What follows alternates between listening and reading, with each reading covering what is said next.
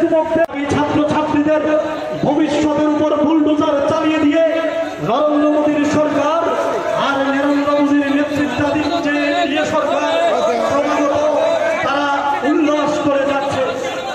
নরেন্দ্র মোদী সরকার মানেই হচ্ছে বেকার বিরোধী সরকার। নরেন্দ্র মোদীর সরকার মানে নীট পরীক্ষা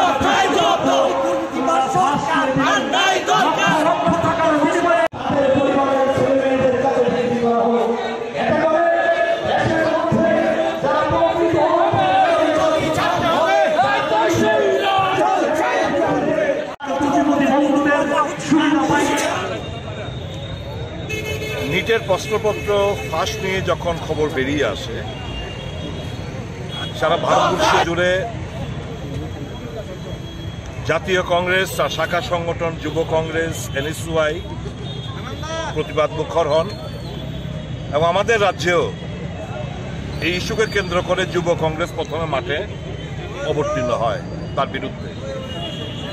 অ্যাকচুয়ালি মোদী সরকার এটা হচ্ছে প্রশ্নপত্র ফাঁসের সরকার। তাদের একটা উদ্দেশ্য, মোটা অর্থ কামাতে হবে। শিক্ষিত বেকাররা গোল্লায় যাক, ডাক্তার ভবিষ্যৎ ডাক্তারের নামে কিছু খণ্ড ডাক্তার বেরিয়ে আসুক, মানুষ মারা যাক, ভুল চিকিৎসা হোক, যারা অরিজিনাল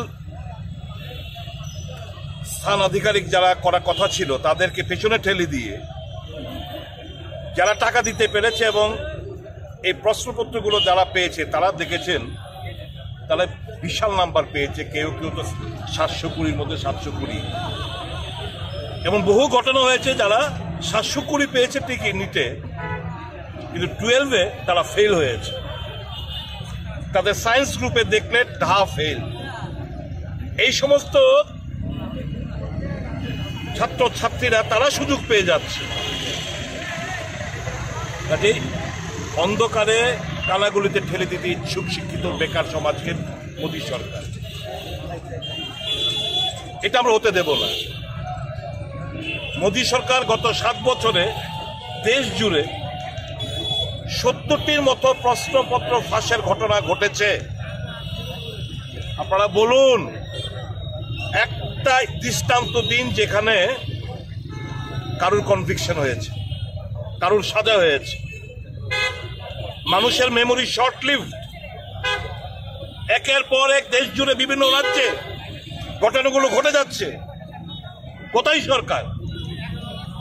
যারা দোষী, যারাই ষড়যন্ত্র লিপ্ত, যারাই পেপার লিক করে মোটা অঙ্ক কামাচ্ছে, মেধা মার খাচ্ছে, যারা অনুপযুক্ত তাদেরকে সুযোগ পাই দিচ্ছে, কোথায়? কাউকে পেয়েছেন, দেখতে পেয়েছেন সাদা হতে? কাজে এই ভ্রষ্ট সরকার, এটা প্রেতাত্মার সরকার না, আর কি উনি বলেন পরমাত্মা, এটা প্রেতাত্মার সরকার হিসাবে পরিচয় দিয়েছেন। প্রেতাত্মার দ্বারাই সমস্ত কাণ্ডকারখানাগুলো সম্ভব। কোন সজ্জন ব্যক্তি দ্বারা এই সমস্ত ঘটনা সম্ভব না। কাজে মোদী সরকার হচ্ছে প্রশ্নপত্র ফাঁসের সরকার, দুর্নীতিগ্রস্ত সরকার। একটি শব্দ নেই মোদীর মুখ থেকে।